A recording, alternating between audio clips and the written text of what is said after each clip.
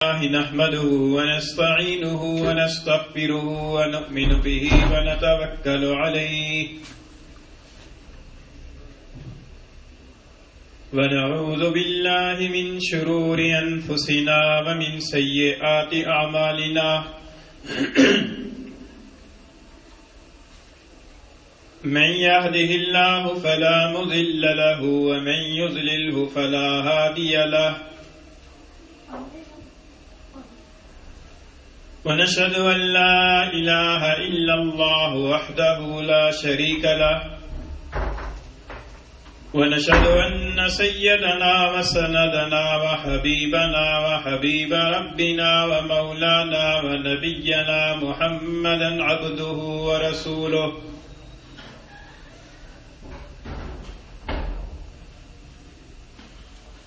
وصلى الله تعالى عليه وعلى آله وأصحابه وبارك وسلم تسليما كثيرا كثيرا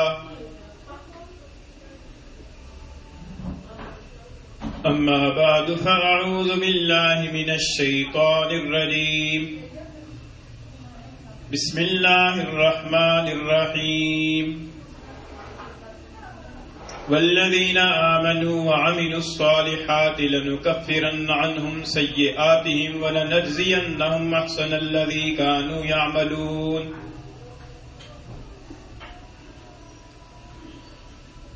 وعن أبي هريرة رضي الله تعالى عنه أن رسول الله صلى الله عليه وسلم قال الصلوات الخمس والجمعة إلى الجمعة ورمضان إلى رمضان مكفرات لما بينهن إذا اجتنبت الكبائر أو كما قال رسول الله صلى الله عليه وسلم صدق الله مولانا العظيم وصدق رسوله النبي الكريم ونحن على ذلك لمن الشاهدين والشاكرين والصلاة والسلام على سيد الأنبياء والمرسلين والحمد لله رب العالمین۔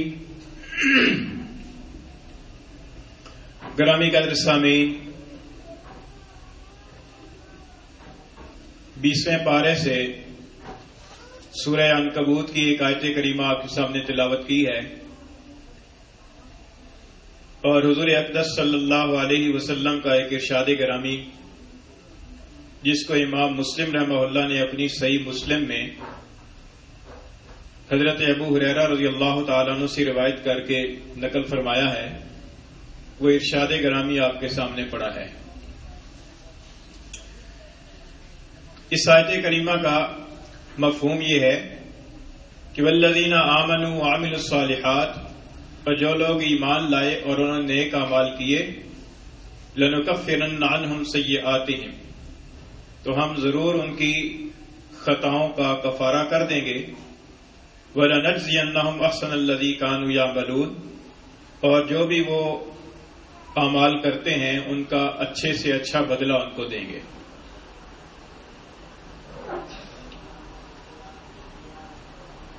اور حدیث شریف جو آپ کے سامنے پڑھی ہے، حضرت ابو ہریرہ رضی اللہ تعالیٰ عنہ فرماتے ہیں کہ رسول اللہ صلی اللہ علیہ وسلم نے ارشاد فرمایا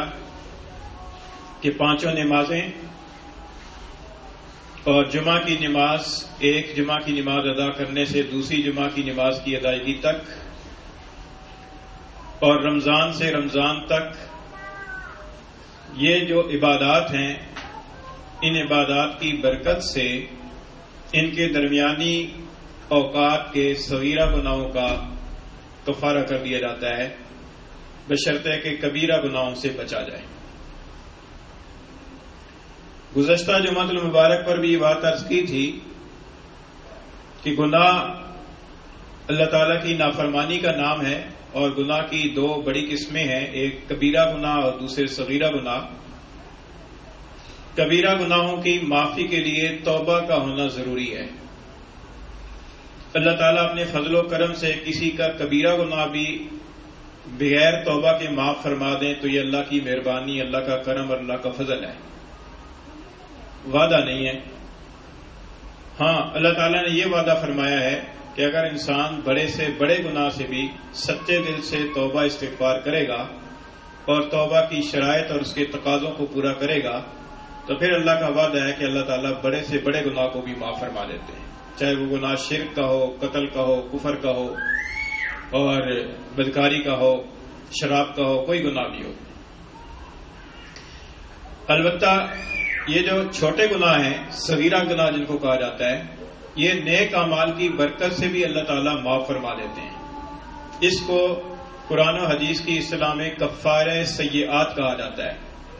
چھوٹی گناہوں کا، چھوٹی خطاؤں کا کفارہ ہو جانا۔ یہ جو چھوٹے گناہوں اور چھوٹی خطاؤں کا کفارہ ہونا ہے، اس کے بارے میں قرآن مجید کے اندر کئی آیات کریمہ کے اندر اس کا تذکرہ موجود ہے۔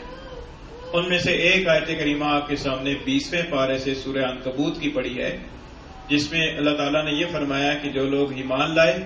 اور انہوں نے نیک اعمال کیے تو ان کے چھوٹے گناہوں کا، چھوٹی خطاؤں کا ہم کفارہ کر دیں گے۔ اور دوسری آیت کریمہ سورہ ہود کی،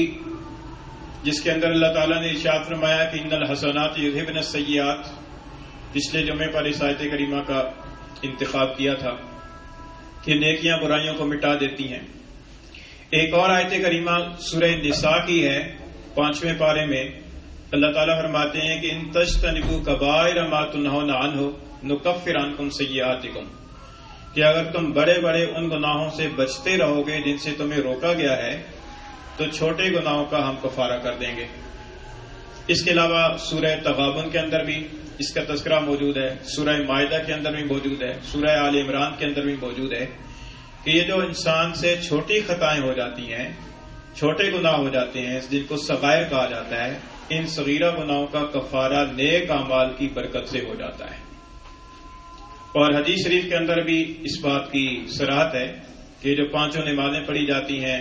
اور جمعہ کی نماز پڑھی جاتی ہے اور رمضان کے روزے اور تراویح کی عبادت ادا کی جاتی ہے، اور اس کے علاوہ اس حدیث میں تو اتنا ہی ذکر ہے، بعض احادیث کے اندر اور اعمال کا بھی ذکر ہے کہ یہ عمل کیا جاتا ہے تو اس عمل سے گناہوں کو کفارہ ہو جاتا ہے، گناہ مٹ جاتے ہیں۔ آج کے اس مجلس کے اندر چند وہ اعمال احادیث کی روشنی میں بیان کرنے کا ارادہ ہے کہ جن اعمال کے کرنے کے نتیجے میں رسول اللہ صلی اللہ علیہ وسلم نے صغیرہ گناہوں کی معافی کی بشارت ارشاد فرمائی ہے۔ ان میں سے ایک عمل ہے وضو کا عمل۔ جو آدمی نماز کا پابند ہے وہ تقریباً روزانہ 4-5 مرتبہ وضو کرتا ہے، اور وضو کرنا یہ انسان کے لیے ظاہری اور باطنی طہارت کا باعث ہے۔ ظاہری طہارت تو یہ ہے کہ جب آدمی باوضو ہو جاتا ہے تو وہ نماز پڑھنا چاہے تو نماز پڑھ سکتا ہے، قرآن مجید کو چھونا چاہے قرآن مجید کو چھو سکتا ہے، بیت اللہ کا طواف کرنا چاہے بیت اللہ کا طواف کر سکتا ہے۔ اور باطنی طور پر جب انسان باوضو ہوتا ہے تو وضو کرنے کے بعد اس کی طبیعت میں ایک ایسی انشراح کی کیفیت پیدا ہوتی ہے کہ جو وضو کرنے سے پہلے نہیں ہوتی، یہ ایک باطنی نورانیت ہوتی ہے۔ وضو کرنے سے انسان کے صغیرہ گناہ معاف ہوتے ہیں۔ ایک حدیث شریف ہے، امام مسلم رحمہ اللہ نے نقل فرمائی ہے، حضرت عثمان رضی اللہ تعالیٰ عنہ سے روایت ہے، آپ ارشاد فرماتے ہیں کہ حضور اقدس صلی اللہ علیہ وسلم نے ارشاد فرمایا کہ من توضأ فاحسن الوضوء خرجت خطاياه من جسده حتى من تحت اظفاره، فرمایا کہ جس آدمی نے وضو کیا اور اچھے طریقے سے وضو کیا تو اس کی جسم سے اس کی خطائیں نکل جاتی ہیں، یہاں تک کہ اس کے ناخنوں کے نیچے سے بھی نکل جاتی ہیں۔ یعنی اس حدیث شریف سے معلوم ہوا کہ وضو کرنے سے آدمی صرف ظاہری اعتبار سے پاک نہیں ہوتا بلکہ گناہوں کی گندگی سے بھی وہ پاک ہوتا ہے، گناہوں کے جو ظلمانی اثرات ہیں ان سے بھی وہ پاک ہوتا ہے۔ حضور نے فرمایا کہ جس نے وضو کیا اور اچھے طریقے سے وضو کیا،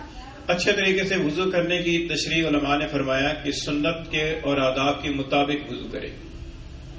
جو طریقہ حضور اقدس صلی اللہ علیہ وسلم نے سنت ارشاد فرمایا ہے، جس طریقے سے آپ نے وضو کرنے کی تعلیم دی ہے، جس طریقے سے آپ نے وضو کر کے سکھلایا ہے، اس طریقے کے مطابق وضو کرا، سنت کے مطابق، آداب کے مطابق، تو خرجت خطاياه من جسدی، تو اس کے جسم سے خطائیں نکل جاتی ہیں حتی من تحت اظفارہ، یہاں تک کہ اس کے ناخنوں کے نیچے سے بھی نکل جاتی ہیں۔ اس حدیث شریف سے معلوم ہوا کہ یہ جو صغیرہ گناہ ہیں، چھوٹی خطائیں ہیں، یہ وضو کرنے سے دھل جاتی ہیں، صاف ہو جاتی ہیں۔ دوسری حدیث ہے، وہ بھی وضو کے بارے میں ہے۔ حضرت ابو ہریرہ رضی اللہ تعالیٰ عنہ سے روایت ہے، فرماتے ہیں کہ رسول اللہ صلی اللہ علیہ وسلم نے ارشاد فرمایا، اذا توضأ العبد المسلم او المؤمن، یعنی حضور نے یا تو مسلم کا لفظ ارشاد فرمایا یا مومن کا لفظ ارشاد فرمایا، اور حاصل دونوں کا ایک ہی ہے کہ جو مسلمان ہے وہ مومن ہے اور جو مومن ہے وہ مسلمان ہے۔ تو فرمایا کہ جب کوئی مسلمان بندہ وضو کرتا ہے اور وضو کرتے ہوئے اپنے چہرے کو دھوتا ہے، تو چہرہ دھوتے وقت میں اس کے وہ گناہ جو اس نے آنکھوں سے کیے تھے پانی کے ساتھ، یا فرمایا کہ پانی کے آخری قطرے کے ساتھ نکل جاتے ہیں۔ پھر فرمایا کہ جب وہ ہاتھ دھوتا ہے، عربی زبان کے اندر ہاتھ کو ید کہا جاتا ہے، اور ید کا اطلاق انگلیوں کے سروں سے لے کر یہاں بغل تک کا جو حصہ ہے سارے کی پر ید کا اطلاق ہوتا ہے، لیکن وضو کے اندر ید صرف اتنا ہے، کونی تک، کیونکہ قرآن مجید کے اندر ارشاد ہوا ہے کہ فَاغْسِلُوا وُجُوهَكُمْ وَأَيْدِيَكُمْ إِلَى الْمَرَافِقِ، کہ اپنے ہاتھوں کو کونیوں تک دھو لو، تو لہذا یہاں تک کا جو حصہ ہے یہ مراد ہے۔ تو فرمایا کہ جب وہ اپنے ہاتھ دھوتا ہے تو جو گناہ اس نے ہاتھوں سے کیے تھے بازو دھوتے وقت میں، ہاتھ دھوتے وقت میں، پانی کے ساتھ یا پانی کے آخری قطرے کے ساتھ وہ گناہ بھی نکل جاتے ہیں۔ اور جب وہ آدمی پاؤں دھوتا ہے تو وہ گناہ کہ جو اس نے پاؤں سے کیے تھے وہ گناہ پانی کے ساتھ یا پانی کے آخری قطرے کے ساتھ نکل جاتے ہیں۔ اور جب وہ وضو کر لیتا ہے تو پھر وہ صرف ظاہری اعتبار سے پاک نہیں ہوتا بلکہ وہ گناہوں سے بھی پاک صاف ہو چکا ہوتا ہے۔ حدیث شریف میں نقی کا لفظ ہے، نون قاف نقطوں والا اور یا، نقی من الذنوب، یعنی گناہوں سے بھی صاف ستھرا ہو جاتا ہے وضو کرنے کے بعد۔ اس حدیث شریف میں تو صرف انہی 3 اعمال کا اور 3 اعضاء کا تذکرہ ہے،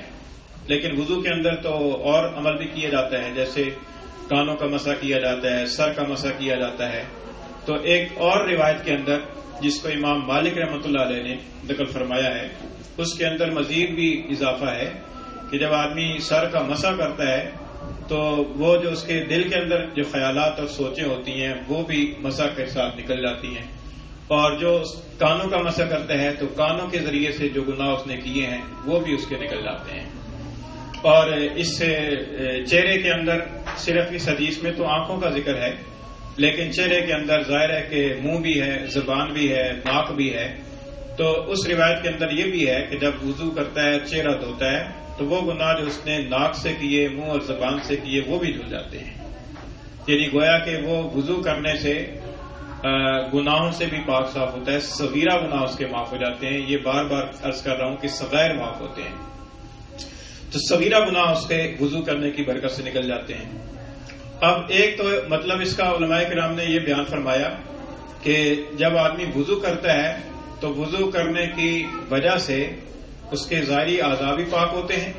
اور اس کے ساتھ ساتھ گناہ بھی اس کے دھل جاتے ہیں، جو حدیث شریف سے واضح طور پر معلوم ہوتا ہے۔ ایک دوسری توجہ علماء نے یہ کی ہے کہ جب آدمی گناہ کرتا ہے تو جس عضو سے گناہ کرتا ہے سب سے پہلے گناہ سے وہ عضو انسان کا متاثر ہوتا ہے، اور پھر اس کے واسطے سے انسان کی روح اور انسان کا دل اس گناہ کے اثرات سے متاثر ہوتا ہے۔ اور جب آدمی وضو کرتا ہے تو وضو کرتے وقت میں گناہ کے وہ جو ظلمانی اثرات ہوتے ہیں، اعضائے وضو کو دھوتے وقت میں وہ ظلمانی اثرات گناہ کے اس عضو سے نکل جاتے ہیں۔ اور یہ ایسی ہے کہ جیسے آدمی کپڑا دھوتا ہے، میلا کپڑا، تو میلا کپڑا اس کے اندر، کپڑے کے اندر وہ میل ایسی پیوست ہوتی ہے کہ وہ الگ سے نظر نہیں آتی، الگ سے جدا کر کے اس کو دیکھا نہیں جا سکتا، لیکن جب اس کپڑے کو پانی اور صابن کے ساتھ مل کے دھویا جاتا ہے اور پھر اس کو جب نچوڑا جاتا ہے تو وہ میل پانی کے ساتھ نکل جاتی ہے، تو جب وہ پانی کے ساتھ نکلتی ہے تو پھر نظر آتی ہے۔ تو اسی طریقے سے جب آدمی گناہ کرتا ہے تو گناہ کی وجہ سے جو گناہ کے زہریلے اثرات اس کے اعضائے وضو پر پڑتے ہیں، تو جب آدمی وضو کرتا ہے تو وضو کے پانی کی برکت سے وہ زہریلے اثرات اس سے ظلمانی اثرات وہ دور ہوتے ہیں۔ امام ابو حنیفہ رحمۃ اللہ علیہ جن کی تقلید ہم لوگ کرتے ہیں اور اس کی وجہ سے ہم حنفی مسلک کے لوگ کہلاتے ہیں، امام ابو حنیفہ رحمۃ اللہ علیہ کے بارے میں منقول ہے کہ وہ وضو کرتے وقت میں گناہوں کو دھلتا ہوا دیکھ لیتے تھے کہ یہ وضو کیا جا رہا ہے اور اس وضو سے یہ گناہ دھل کر جا رہے ہیں، کہ جیسے ہمیں کپڑے کی میل نظر آتی ہے اسی طریقے سے ان کو گناہ نظر آتے تھے۔ یہ اللہ تعالیٰ کی طرف سے کشف ہوتا ہے، اللہ تعالیٰ اپنے مقبول بندوں میں سے کسی کو یہ نصیب فرما دیتے ہیں کہ جو ان دیکھی چیز ہے وہ ان کو نظر آنا شروع ہو جاتی ہے۔ تو یہ فرمایا کہ گناہوں کے اثرات اس طریقے سے نکل جاتے ہیں۔ یہ تو وضو کی برکت ہو گئی کہ وضو کے عمل سے انسان کے گناہ جو ہے وہ دھل جاتے ہیں۔ ایک عمل تو وضو کا ہو گیا۔ دوسرا عمل ہے نماز کا۔ نماز کے بارے میں حدیث شریف میں آتا ہے، حضور اقدس صلی اللہ علیہ وسلم نے ارشاد فرمایا کہ یہ بتلاؤ کہ اگر کسی کے دروازے پر ایک نہر جاری ہو اور وہ اس نہر کے اندر روزانہ 5 مرتبہ غسل کرتا ہو تو کیا اس کے جسم پر کوئی میل باقی رہے گی؟ تو صحابہ نے عرض کیا کہ اللہ کے رسول کوئی میل باقی نہیں رہے گی۔ تو حضور نے فرمایا کہ یہی مثال ہے 5 نمازوں کی، کہ جو آدمی روزانہ 5 نمازیں پڑھتا ہے تو نمازوں کے درمیانی وقفے کے اندر جو اس سے گناہ صغیرہ سرزد ہوتے ہیں، نماز کی برکت سے وہ گناہ معاف ہو جاتے ہیں اور وہ گناہوں سے صاف ستھرا ہو جاتا ہے، صغیرہ گناہ اس کے دھل جاتے ہیں۔ دوسری حدیث ہے، حضرت ابو ہریرہ رضی اللہ تعالیٰ عنہ فرماتے ہیں کہ حضور اقدس صلی اللہ علیہ وسلم نے ارشاد فرمایا، الا ادلکم علی ما یمحو اللہ بہ الخطایا ویرفع بالدرجات، فرمایا کہ کیا میں تمہیں وہ اعمال نہ بتا دوں کہ جن اعمال کی برکت سے اللہ تعالیٰ خطاؤں کو مٹا دیتا ہے اور درجات کو بلند فرماتا ہے۔ صحابہ کرام نے عرض کیا کہ بلا یا رسول اللہ، کہ اللہ کے رسول ضرور ارشاد فرمائیے وہ اعمال۔ حضور اقدس صلی اللہ علیہ وسلم نے 3 اعمال ارشاد فرمائے۔ پہلا عمل فرمایا کہ اسباغ الوضوء علی المکارہ، ناگواری کے باوجود مکمل اور سنت کے مطابق وضو کرنا، پہلا عمل۔ دوسرا عمل فرمایا کہ وکثرت الخطا الی المساجد، مسجدوں کی طرف کثرت کے ساتھ قدم اٹھانا، کثرت کے ساتھ مسجدوں میں آنا جانا۔ تیسرا عمل ارشاد فرمایا کہ وہ انتظار الصلاۃ بعد الصلاۃ، نماز کے بعد دوسری نماز کا انتظار کرنا۔ یہ 3 اعمال ارشاد فرمائے۔ اب پہلا عمل وضو ہے کہ وضو ناگواری کے باوجود مکمل طریقے سے وضو کرنا۔ ناگواری کیا کہ بعض اوقات انسان کو وضو کرنے کو جی نہیں چاہتا، مثلا انسان کو بخار ہے، اب بخار کی حالت کے اندر انسان چاہتا ہے کہ اس کے جسم کے ساتھ پانی نہ لگے، تکلیف ہوتی ہے، لیکن اس کے باوجود وہ مکمل وضو کرتا ہے، ناگواری کو برداشت کرتا ہے۔ دوسری صورت، سردیوں کا موسم ہے، پانی ٹھنڈا ہے، گرم پانی میسر نہیں ہے، ٹھنڈے پانی سے وضو کرنا، ناگوار گزر رہا ہے لیکن اس ناگواری کے باوجود وہ مکمل طریقے سے وضو کرتا ہے۔ تیسری صورت کہ انسان ایسی جگہ پر ہے کہ جہاں پر اس کے پاس پانی نہیں ہے، پانی بہت تھوڑا ہے اور مزید پانی وضو کے لیے لینے کے لیے دور جا کے لانا پڑتا ہے یا دور جانا پڑتا ہے وضو کے لیے، وہ اس تکلیف کو برداشت کرتا ہے لیکن وضو مکمل طریقے سے کرتا ہے۔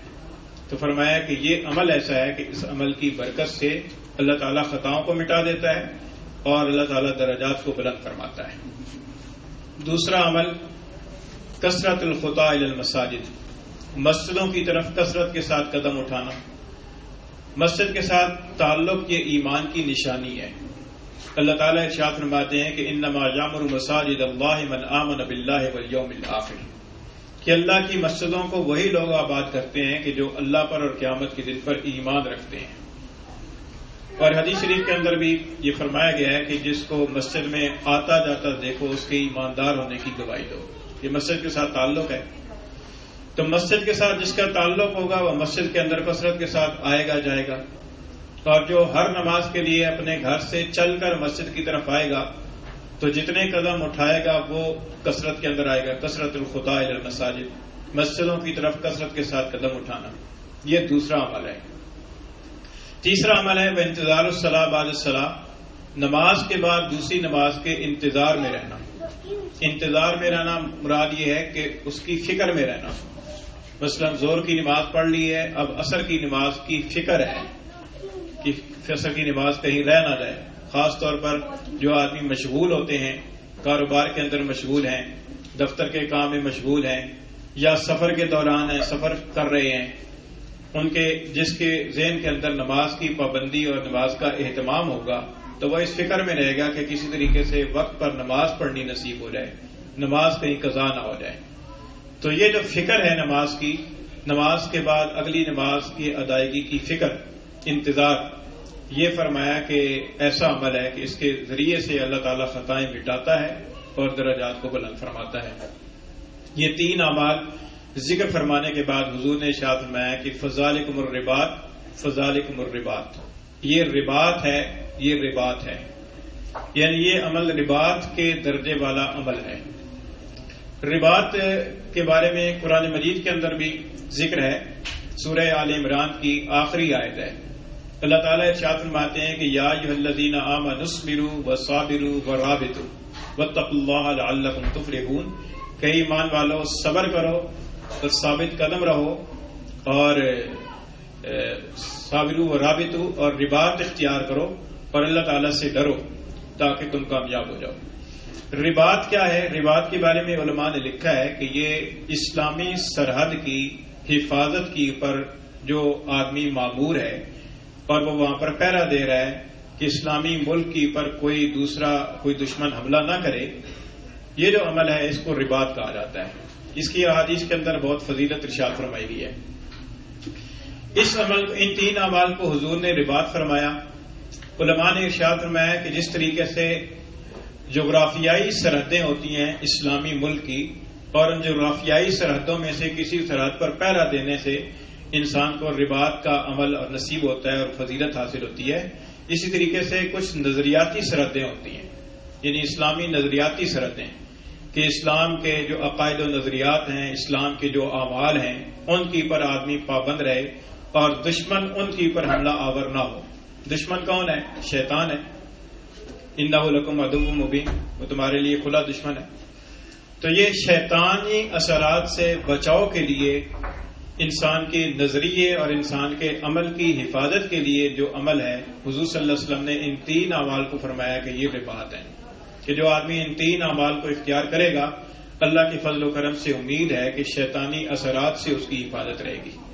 نظریہ اس کا محفوظ رہے گا، اس کا عمل محفوظ رہے گا، شیطان جو دشمن ہے اس کی دست برد سے وہ محفوظ رہے گا.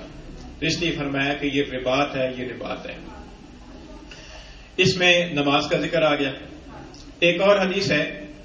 حضور اقدس صلی اللہ علیہ وسلم ایک صحابی فرماتے ہیں کہ حضور اقدس صلی اللہ علیہ وسلم سردیوں کے موسم میں باہر تشریف لائے تو دیکھا کہ درختوں کے پتے گر رہے ہیں.